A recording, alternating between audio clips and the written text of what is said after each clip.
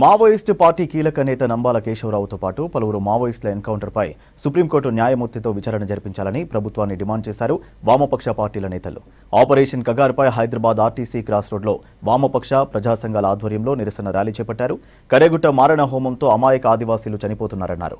మావోయిస్టుల కాల్పుల విరమణ ప్రకటించిన తర్వాత కూడా కేంద్ర బలగాలు బూటకపై ఎన్కౌంటర్లు చేస్తున్నాయని ఆగ్రహం వ్యక్తం చేశారు.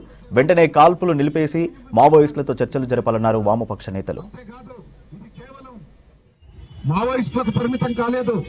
కాశ్మీర్ ఆర్థిక రాజకీయ పరిస్థితులను బాగు చేసేటటువంటి కోణంలో పోరాడుతున్నటువంటి సంస్థల్ని తుదముట్టించేటటువంటి ఒక ప్రయత్నం అనేటువంటిది ఇది దుర్మార్గమైన విషయం. చాలా మంది చాలా ప్రభుత్వాలు పోయినాయి, కానీ ఆ ప్రభుత్వాలన్నీ కూడా ఎంతటి అణచివేతనం చేసినప్పటికీ కూడా ఇది ఒక రాజకీయ సమస్యగా భావించాయి. ఆ రకంగా మాట్లాడడానికి ప్రయత్నం చేశాయి.